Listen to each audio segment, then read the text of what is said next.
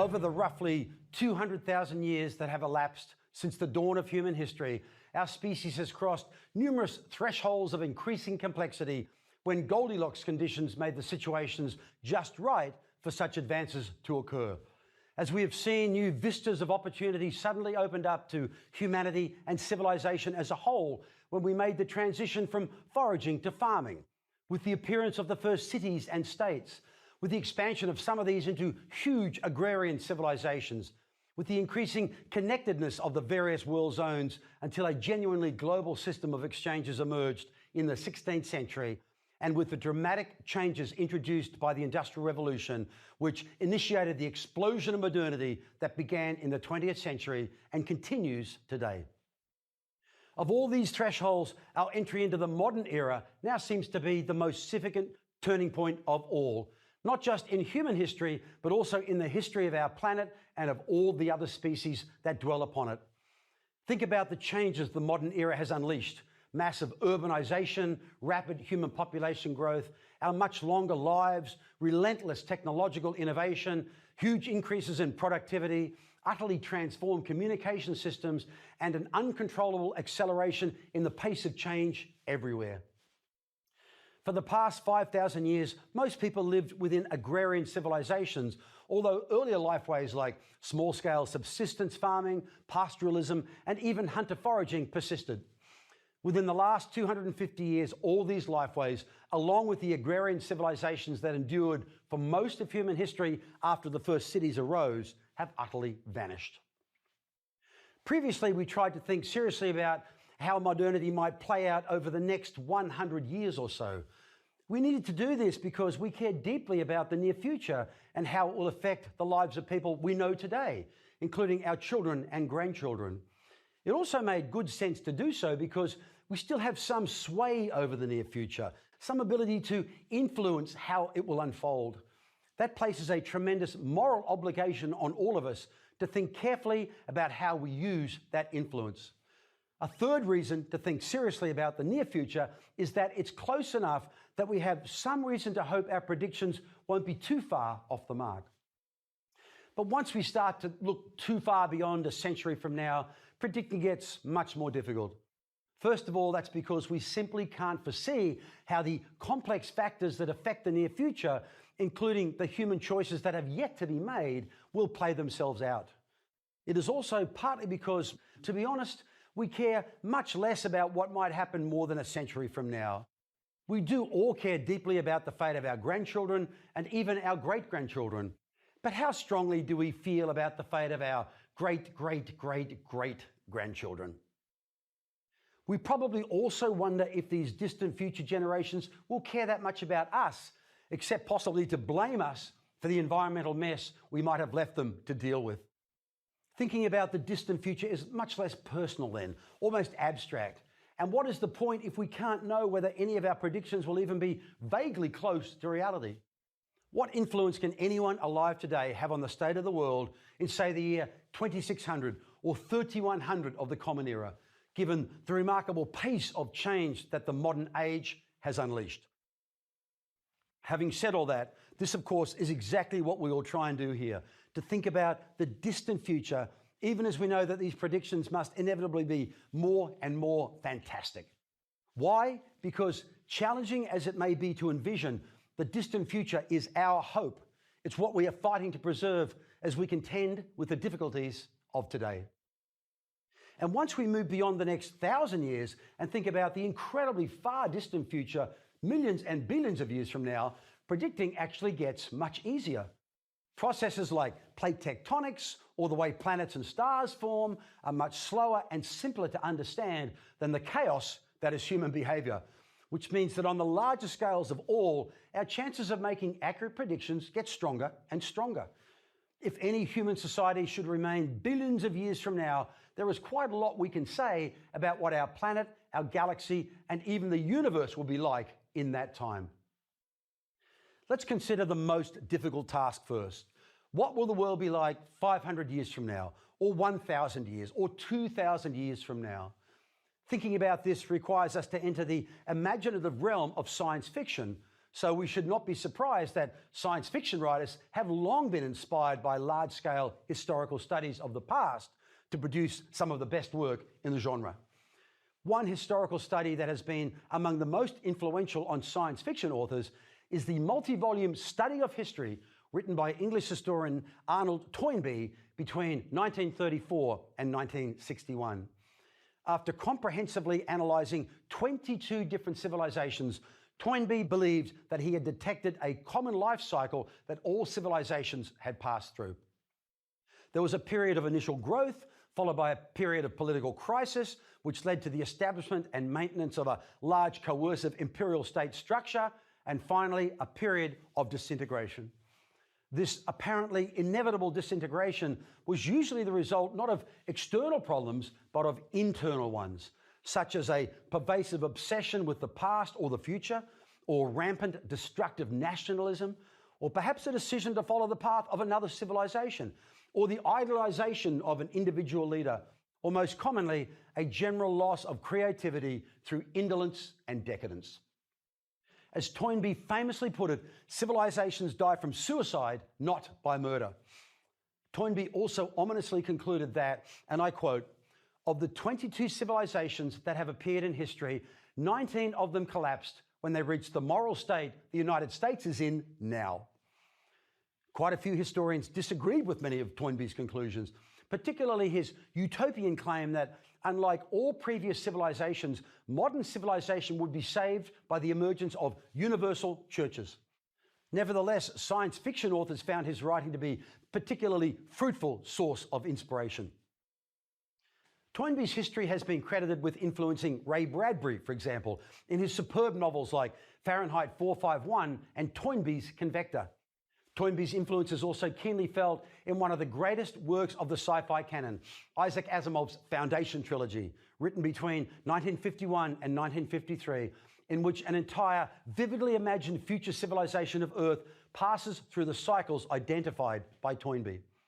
Toynbee's analysis can also be discerned in Charles Harness's The Paradox Men and in Frank Herbert's classic Dune series, which is clearly inspired by the idea that the decline and fall of civilizations is a result of sloth and the loss of creativity.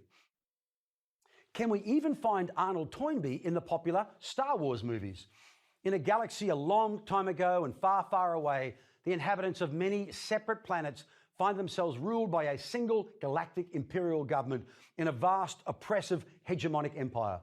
Rebels emerge to fight for independence, but they are ruthlessly hunted down by stormtroopers and their tyrannical leaders who are determined to maintain a dictatorship rather than see their empire dissolve into a series of independent democracies. How much does this sound like the story of the Persian Empire, or the Roman, or the Third Reich? So the large-scale study of real civilizations here on Earth has undoubtedly proven fertile ground for the imaginations of many brilliant science fiction creators, and our culture is all the richer because of this. And it's heartening that at least some of their stories end optimistically with the collapse of the oppressive imperial regime and the triumph of democracy and freedom.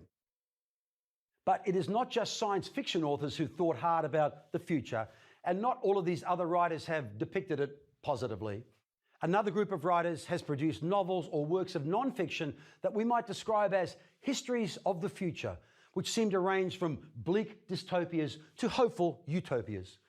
In the first half of the 20th century, two great English writers, George Orwell and Aldous Huxley, wrote classic dystopias describing their own visions of a bleak and frightening future.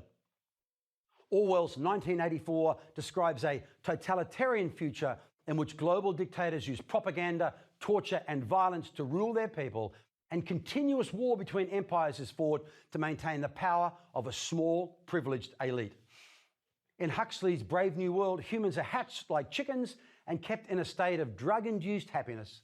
It's a world that seems very realizable today, with our growing capacity to manipulate genes, fertilize eggs in the lab, and synthesize chemicals to achieve any mood-inducing drug we require. Brave New World quite brilliantly captures the sort of behavior that some humans in the 21st century seem to aspire to. If you watch the cavalcade of ads for pharmaceuticals on television, if you take this chemical, you'll be free from pain or suffering. Take this medication and you can escape the difficulties of everyday life, and so on. Did Huxley put his finger on something here? Will our capacity to use chemicals to minimize pain and reality end up creating a world that is physically, emotionally, and intellectually impoverished? Another dystopian history of the future is Walter Miller's brilliant Canticle for Leibowitz, which is set in a monastery in a world that at first reminds readers of the European Dark Ages, a world that has patchy memories of past civilizations, but a world in which most of the knowledge and technologies gained by these past civilizations has been lost. The novel then takes readers on a journey covering thousands of years of history, and it becomes clear that the people in the monastery are survivors of a nuclear war who have taken on the task of preserving the scientific knowledge of the past until humans are ready for it again. Gradually, the modern world reappears, cities revive, commerce expands, and near the end, modern science returns. Scientists invent a nuclear weapon again, and inevitably, this is used in a war that throws human societies back thousands of years in time yet again. This classic 1960s novel seems to be describing a world in which humans are never able to progress beyond the discovery of nuclear weapons because once they have been discovered, they are inevitably used. Is Miller making an even larger argument here? Is he suggesting this is why we will never find advanced alien civilizations in space? Because they, like us, have used collective learning to create technologies so destructive that they always end up destroying themselves. This is a portrait of an endless and unwinnable struggle between organisms and technology that inevitably leads to self-destruction. Can we imagine a bleaker dystopian future than this? Still another dystopian future is the one articulated by Englishman James Lovelock, who was not a fiction writer but a scientist. He has argued that every species on Earth should be considered part of a superorganism called Gaia, so named for the Greek goddess of the Earth. By working together, these species are able to maintain a habitable environment for all living organisms, but they can only do so if the surface of the Earth remains within a critical range of temperatures and other parameters, thus ensuring the availability of liquid water. A complex feedback system between the atmosphere and the biosphere has managed to do this for billions of years, keeping the Earth's surface and atmosphere at Goldilocks levels that are not too hot and not too cold, but just right for all organisms to thrive. Until now, that is. Now, one species, the human species, is in the process of upsetting this ancient feedback system by hogging too many resources. Humans are like cancer cells, Lovelock argues, multiplying so fast that they are damaging the larger organism of which they are just one part. According to Lovelock, one of two things will happen, both utterly dystopian. Like cancer, humans will indeed kill the Gaia organism of which they are a part, destroying themselves in the process. Or Gaia will be forced to save itself by destroying the cancerous organism, either by global pandemics, famines, or by simply waiting for humans to annihilate themselves by nuclear war. Not all histories of the future are this bleak, you'll no doubt be relieved to hear. Back in 1985, British science writers Brian Stableford and David Langford published The Third Millennium, A History of the World, AD 2000 to 3000. It offers a much cheerier vision of a world ruled by a powerful United Nations and powered by cheap nuclear fusion energy, in which genetically engineered new races of humans drive electric cars and watch holographic movies. W. Warren Wagar's 1989 book, A Short History of the Future, is narrated by a historian living far into the future who's writing a history of the world from 1990 to the 23rd century. In the 21st century, a devastating nuclear war does indeed break out between the United States and Europe, an event Wagar calls the Great Catastrophe. But this is followed by a century of peace and international cooperation under a global socialist government. Human life expectancy expands to an average of 175 years, and our species succeeds in colonizing the solar system. So Wagar's book is initially dystopian, but it ultimately offers a utopian vision of the future. Other futurist accounts focus on innovations in technology that will lead to humans living longer, healthier lives, accessing free energy and resources, and using genetic engineering and nanotechnologies to eliminate most types of pain and other physical suffering. We might, according to such accounts, also engineer special bacteria to help us repair all the environmental damage we have caused. These bacteria could eat plastic, for example, helping human societies to remain on a path of sustained and sustainable growth well into the future, in spite of all the waste with which we have littered the earth. Other futurist thinkers imagine a slowdown in growth and consumption as humans realize endless growth and consumerism are not the keys to happiness. There are far fewer humans living in these imagined futures, and they appear to have come to the revolutionary conclusion that they are content just to maintain a good life. They do not need to endlessly seek a better life. Will our species indeed manage to leave Earth and migrate into space in the future? We have seen that the history of humanity has largely been defined by extensive migrations. So if the technology becomes available in the future, it is certainly conceivable that we will follow the example set by the great Polynesian migrants and undertake voyages to remote locations like some stellar Rapa Nui, even though the migrants would know that there would never be any hope of returning from it. In fact, some of the technology we would need for such migrations is already available. Humanity has developed the means to mine minerals on asteroids, to build space stations on the moon or Mars, and to suspend expensive living and working quarters in space like much larger versions of the International Space Station. One model of such a floating station, called Hoop World, involves enormous elongated cylinders hanging in space, slowly revolving to create a type of gravity, and so that each of the 3 continents inside gets its share of night and day.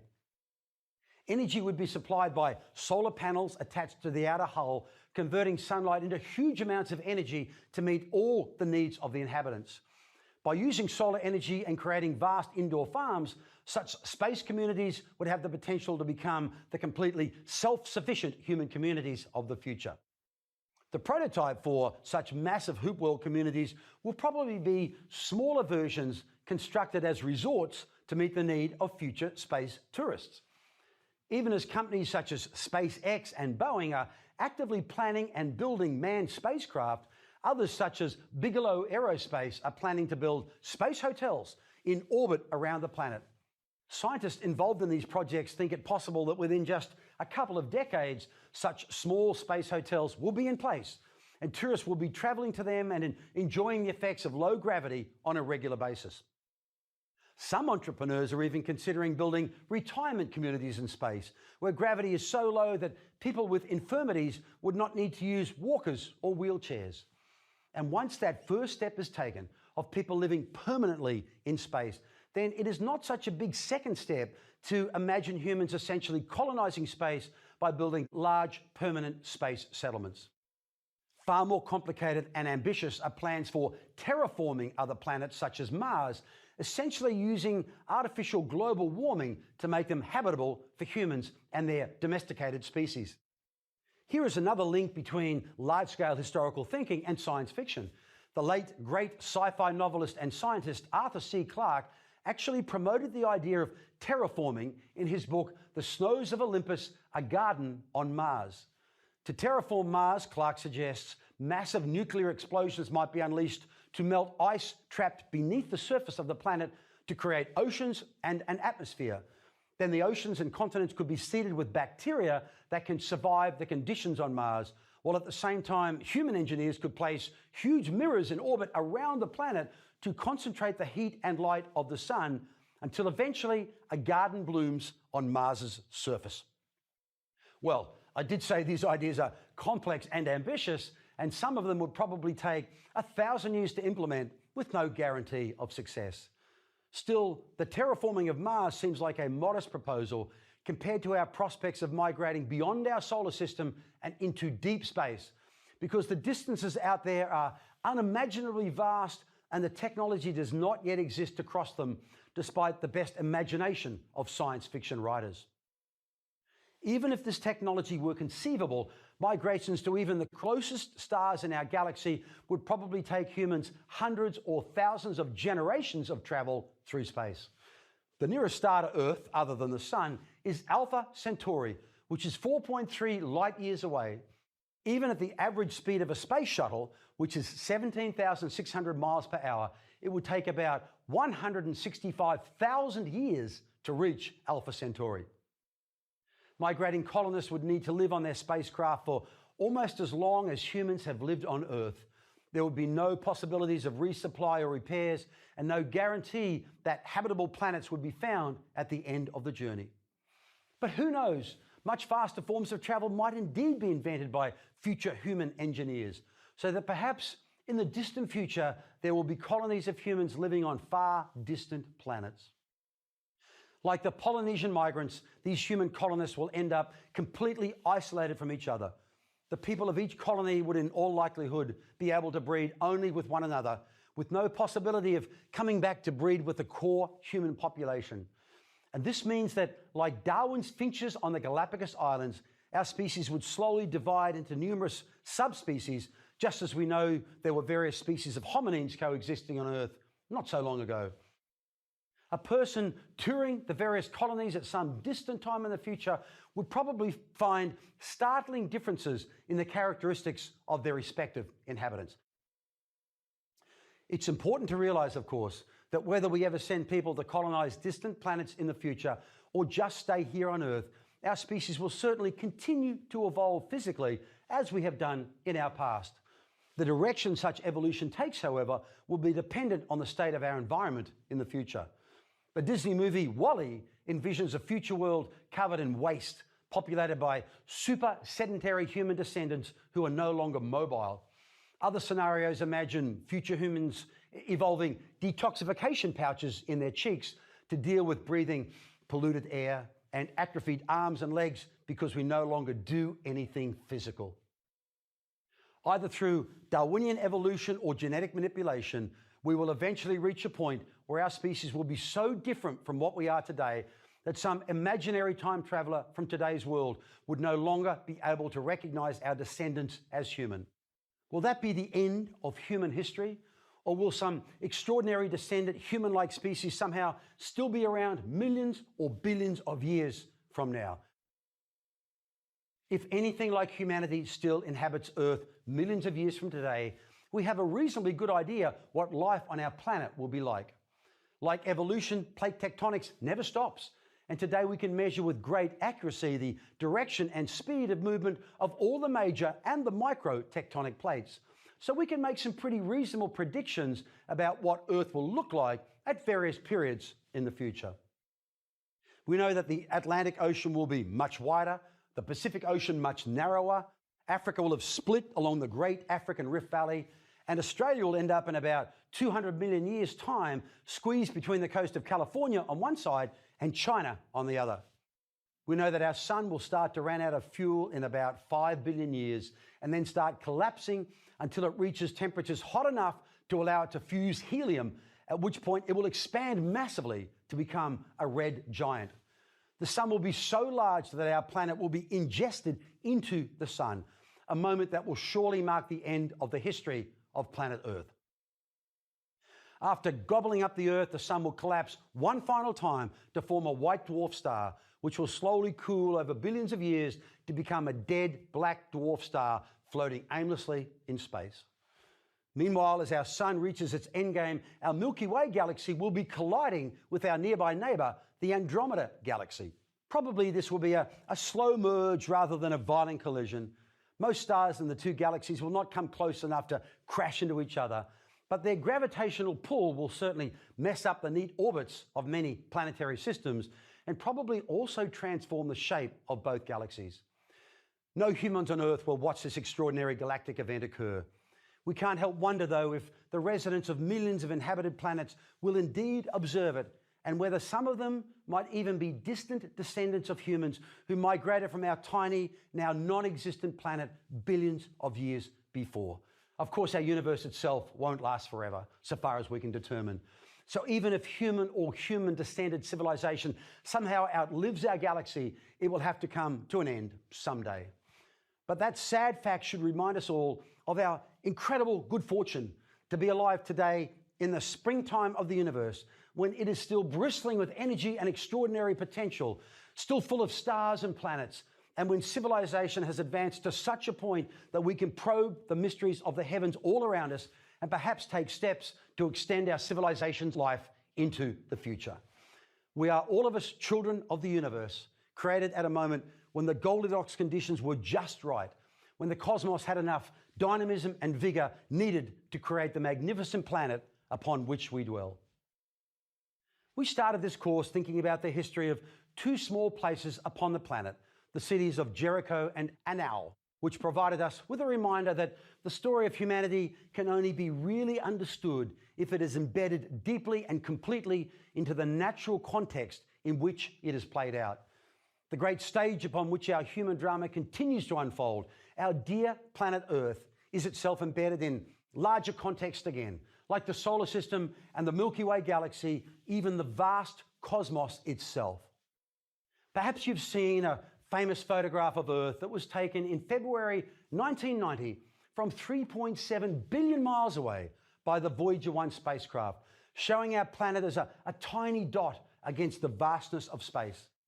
Carl Sagan used the starkness of that image to remind us that every religion and ideology, every hunter and forager, every peasant farmer and merchant, every Lugal, pharaoh, emperor, king, king of kings, every creator and destroyer of civilizations, every inventor and explorer, every saint and sinner, every woman and man, everyone who has played a role in the extraordinary drama that is the history of us has lived here on this pale blue dot. Great as it may seem to us, Earth is but a speck in the vastness of space. And so far, it is the only place that we can inhabit for any extended length of time. There is nowhere else to go, at least not at this moment. Nowhere to escape. This planet is all we have. In our exploration of big history, we've seen many a civilization rise and fall and gained an appreciation of just how extraordinary our own modern era is in the knowledge and opportunities it has afforded us. Surely then, our supreme moral imperative, if we are to have a future, is to make use of that knowledge to learn how to live more harmoniously with one another, to use collective learning to work together to solve the great challenges of our civilization, and to cherish and preserve our world for ourselves and for the countless generations that will hopefully come after us. This is the only home any of us will ever know. Let's take care of it.